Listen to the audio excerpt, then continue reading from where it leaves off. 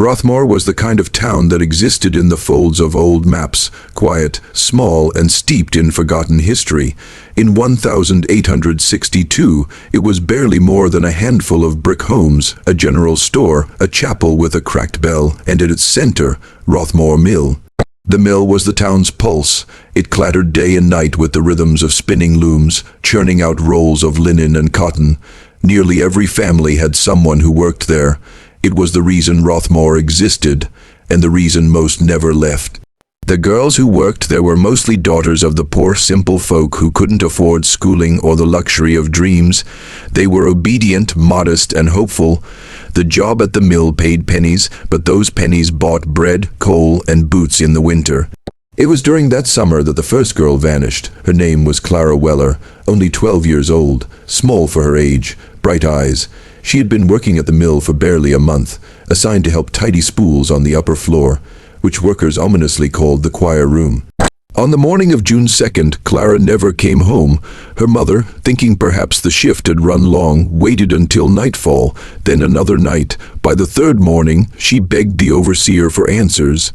He only shrugged. She must have run off. Happens all the time. But it didn't happen all the time, not in Rothmoor and not like this. Within 2 years, 4 more girls vanished, all under eerily similar circumstances. Each was young. Each had been transferred to the choir room shortly before disappearing. Each family was told the same thing. She left of her own will. The town began to whisper. Eyes darted during church sermons. Mothers clutched their daughters' hands tighter. Fathers warned their children never to take the night shifts, but still, no one stepped forward. Fear began to grow like mold, invisible at first, then suddenly everywhere. Because everyone knew something was wrong, but no one dared to confront it. The mill was owned by Henry Voss, a man with a steel jaw and a stare that turned words to ash. He was respected, wealthy, untouchable. He paid for the church's stained glass windows. He bought the sheriff a horse when his own died. He gave charity to the orphans every winter. To question him was to risk exile, not just from the town's goodwill, but from the mill itself. And in Rothmoor, if you didn't work for the mill, you didn't eat, as more girls disappeared. 7 by 1866, 10 by 1869. A terrible new rule began to form in the minds of the villagers. If you speak, you lose everything. If you stay silent, maybe your child will be spared. It was a cruel kind of bargain, a moral erosion, the kind that history rarely records but leaves on in the cracks of every grieving mother's face. By 1871, when the 14th girl went missing, a 17-year-old named Elsa Bray engaged to be married, no one even asked the sheriff for help. The silence had hardened into something cold and immovable. The choir room had become a place of mystery and dread. Workers said they heard chanting, though no church service was ever held there. Some swore they saw lanterns flicker at midnight. One girl claimed she saw Voss dragging a heavy trunk down the corridor, but she was dismissed the next day without reason. Still, no one did anything because Rothmoor had learned something dangerous, something that many communities have learned across history. Fear is not always loud. Sometimes it's disguised as tradition. Sometimes it wears the face of kindness. Sometimes it's woven into the very job you depend on. And so the vanishings continued, and the mill continued, and life, at least on the surface, went on. But underneath, Rothmoor had changed. The soul of the town had been replaced by something hollow. A place where truth was buried under looms, and where 14 young lives were reduced to nothing more than rumors. That summer of 1871 marked the last disappearance, not because the evil had ended, but because the town had grown numb.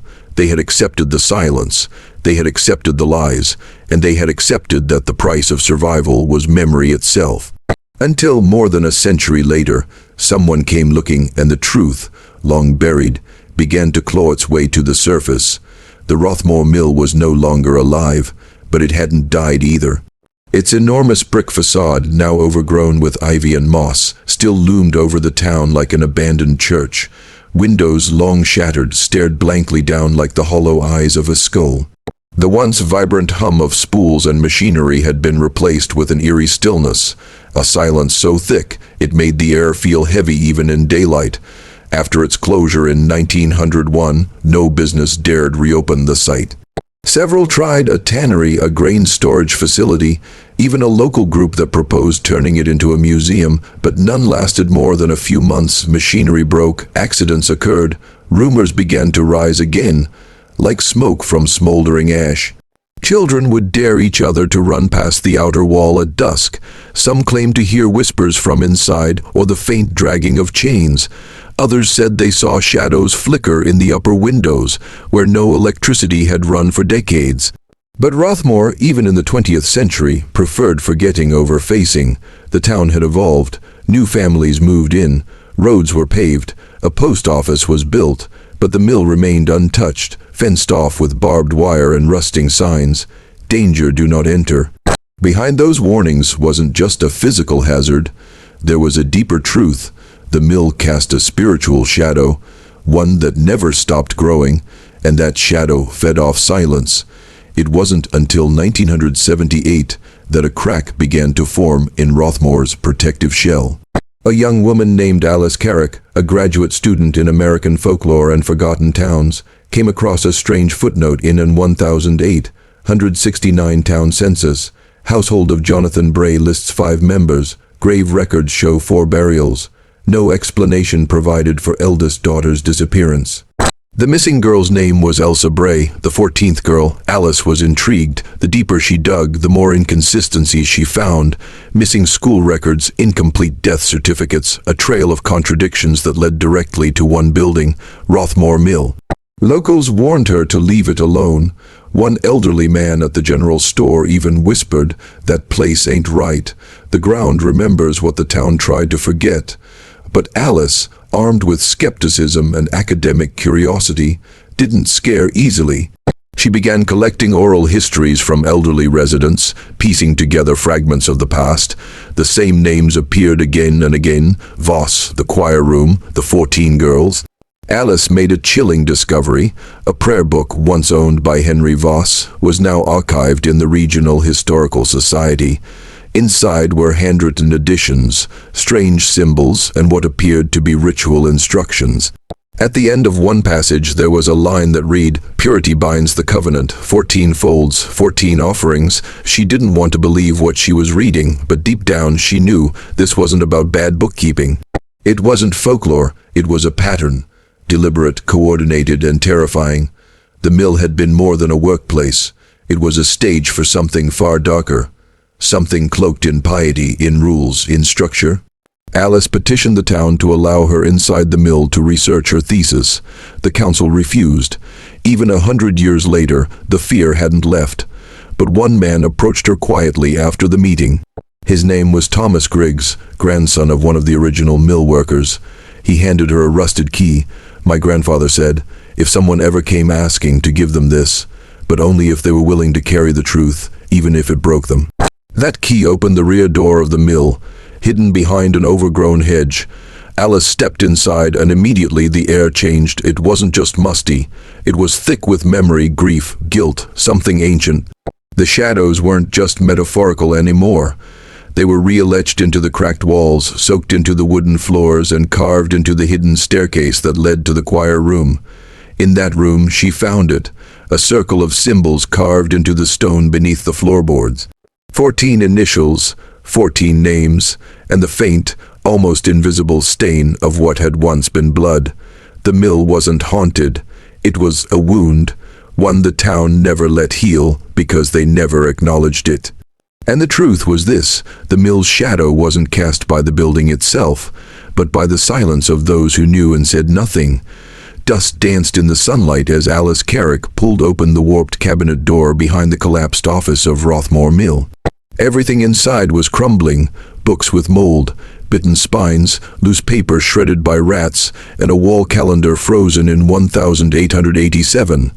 But tucked behind the baseboard, sealed in wax and linen, was a leather-bound book. Small, heavy, with no title, it was the ledger, a book meant never to be found. Alice didn't know what she had at first.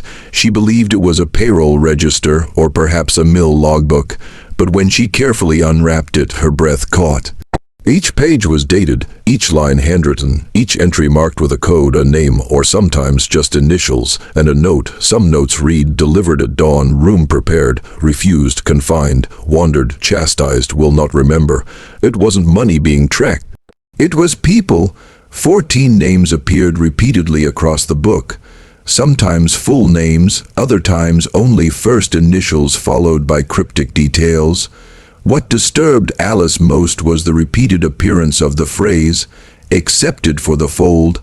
Fold. The word had surfaced before, in prayers, in Voss's annotations, but here, in the ledger, it took on a terrifying formality. These weren't random disappearances, they were selections, assignments, offerings. The deeper she read, the clearer the structure became. The ledger was both a log and a doctrine, a record of acts hidden behind ritualistic justification. One chilling entry, dated April 3rd, 1835, read, Martha C., age 13, tempered in silence, no kin claimed, prepared under Psalm 91. It was written in the same hand as a dozen other entries, neat, meticulous, a hand that believed in what it was doing, and then she found something worse. Toward the end of the book, a list: 1. Clara V. 2. Esther M. 3. Ruth N. F. 4. Margaret D. 14. Elsa B. All 14 girls, their names stacked like offerings on an altar. No explanation, no apology, just a final note at the bottom of the page: cycle complete, purity restored, his favor remains. Alice's hands trembled as she read it again and again. His favor. Was it God they thought they were appeasing, or someone else? This ledger wasn't just historical evidence. It was the confession of an entire institution, a belief system veiled in Christian liturgy but hollowed of compassion. The mill had hidden behind hymns and verses, but what they carried out was methodical, emotionless, and dark beyond words. The chilling part, it was never reported, never questioned. She flipped to the final page. There, in a different handwriting, shakier, rushed, someone had written, "If you are reading this, then silence has failed. We buried the truth in stone, in blood, in shadow, but truth always returns. Let the ledger be seen, let the fold be broken." It was signed only with a mark, a circle with a small cross through it. Alice sat back on the mill's crumbling floor, the ledger heavy in her lap. For a moment, the weight of what she held suffocated her. She wasn't just a student now, she was a witness. This ledger was not folklore, not a footnote. It was the root, proof that the disappearances were not only real, but systematized, and no one had ever paid for it. No one had answered for the cries of those 14 girls, forgotten in life, buried in lies. She made a decision in that moment. She would not hide this. She would expose the ledger. It would be copied, archived, published. She would give voice to the silenced, even if the town turned against her, even if she was ridiculed, even if the shadows of the mill followed her into daylight. The truth could no longer remain buried. The mill's sacred ledger, once used to track human offerings under the guise of religion, would now serve a new purpose, justice, and in that act the legacy of Rothmoor would begin to crumble, not in vengeance, but in light. Her name was Elsa Burkett. She was the last name on the ledger, 14 names total, each etched with ink like tombstones, except Elsa's was different, no comment beside hers, no annotations like prepared or folded, only a name and a blank space. That space, it turned out, was everything. Unlike the others, Elsa never vanished without a trace. The townspeople always said she ran away, that she couldn't bear the grief of losing her sister, another one of the folded girls. But there was something in that story that never quite settled right, because while the others vanished into the cold stone of Rothmoor Mill, Elsa was the one who came back, not immediately, not with grand drama or vengeance. But she came back as a whisper first, and later a reckoning. What really happened began to unfold the moment she stepped into the basement of the mill one April night in 1835, clutching her sister Margaret's scarf. The scarf had been found in the possession of one of the mill's supervisors. That alone was reason enough for suspicion. But Elsa had been noticing odd things long before then. Girls being taken to the upper levels of the mill and never coming back. Prayer nights. Behind locked doors and verses whispered like spells, she crept down through the broken vent shaft in the back, barefoot and quiet, heart pounding like a war drum. In the flickering lantern light, she found a locked door. Behind it, a chapel, not one of salvation, but of silence and power, candles, robes, a stone basin stained with something too dark to be wine. And then she saw it, the ledger. She didn't understand all the symbols, the coded language. But she saw the names, her sister's, the others', and at the bottom, her own, marked for the fold. She was supposed to be taken that night, but Elsa wasn't like the others. She didn't freeze in fear, she ran. No one ever knew how she escaped. Some say she slipped through the waste canals beneath the mill and emerged half dead in the frostbitten woods. Others believe a sympathetic worker helped her, risking their life. Elsa never told anyone. What she did do was disappear for 2 years. During that time, she studied history, theology, law, any book she could find. She walked into churches pretending to be a pious girl, only to memorize every passage they used to justify what happened at Rothmoor. Then she came back to town, not as a girl, but as a force. Elsa carried documents, evidence, and her own written testimony. She walked straight to the magistrate and demanded an inquiry. At first, they dismissed her as mad. Hysterical, but she wouldn't relent. She wrote letters to clergy across the state. She showed villagers the ledger, page by page. She began to hold town meetings, where she read the names of the girls aloud, forcing the town to hear what they had tried to forget. And then one night, the mill caught fire. No one ever discovered who did it, but the townsfolk believed it was Elsa, or someone moved by her words. The sacred shadows of the fold were reduced to ash. The old rooms where prayers became rituals collapsed into nothing, and underneath the stone altar during the cleanup, they found what everyone feared. Bones. It was no longer rumor, no longer suspicion. It was truth, as hard and cold as the stone it was buried under. And Elsa, she didn't run this time. She stayed. She opened a small school at the edge of town, where girls were taught to read, to question, and to speak without fear. On the school's door hung a brass plate that read, "Light has no shadow." Years passed, the story of Rothmoor faded into legend, but Elsa became more than a tale. She became a symbol, the girl who said no. The girl who ran toward the fire instead of away. The girl who, when written into the ledger as another sacrifice, decided to rewrite the ending. In every generation, there is one voice brave enough to rise, even when the world whispers, "Be still." Elsa Burke, it was that voice. And because of her, the fold was broken, not by violence, not by vengeance, but by truth. They built the memorial not out of stone, but out of silence, courage, and the names that once were lost to it. After the fire at Rothmoor Mill revealed the unspeakable truths buried beneath ash and scripture, the town of Evelyn stood at a crossroads. For decades, they had allowed the whispers to settle into the soil like dust. The 14 girls who disappeared were treated as rumors, as misfortunes, as ghosts better left undisturbed. But when the truth came out, unearthed by Elsa Burkett and scorched into memory by the fire, there was no going back. The townspeople, once content to look the other way, now had to see what they had allowed to fester, and so they gathered, not all of them at first, just a few. Mothers without daughters, brothers with questions, neighbors with shame too heavy to carry. They met in the hollowed fields beside the river, where the wild roses had overtaken the grass and the breeze still carried the scent of old grain. This was where the girls had once gathered before their evening walks to the mill. It was where they were last seen laughing, breathing, alive. They laid 14 stones in a circle, each one unmarked at first, not tombstones, not grave markers, just a place to sit, to kneel, to remember. Elsa herself was hesitant to attend. She had spent so many years being the voice, the defiant echo in the silence. But this was different. This wasn't about proving anything anymore. It was about healing. And healing, she knew, needed everyone. So she came and she spoke. She read each name aloud, one by one, not as victims, but as people. Margaret Burkett, beloved sister, storyteller, and singer of morning hymns.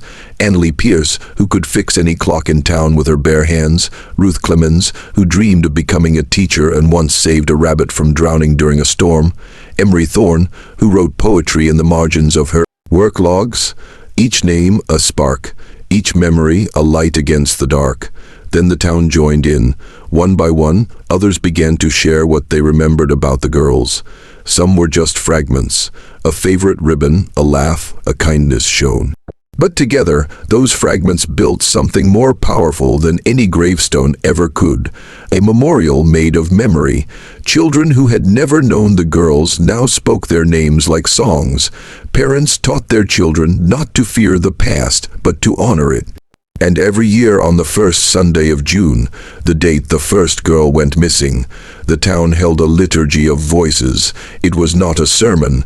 There were no priests, no altars, no robes, only truth. They gathered around the circle of stones, now each carved with a name, and took turns speaking. About the girls, about their dreams, about the courage it took to tell the truth when silence was safer.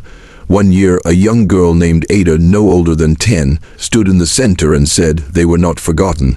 I am their voice now, we all are." Her words rippled through the crowd like wind through leaves. That was when they decided to build the plaque, not in bronze or silver, but in iron, like the machines the girls once worked on. Strong, heavy, enduring. It read, "Here stand the names of the 14, folded not by fear but by falsehood. Their memory now walks freely among us. We remember not only what was taken from them, but what they gave to us, truth, strength, and the voice to speak again." Over time, the memorial became a pilgrimage site. Not for tourists, not for spectacle, but for those who had been silenced in their own towns, their own lives. Survivors came, activists came, daughters who had broken away from controlling homes, sons who had challenged abuse.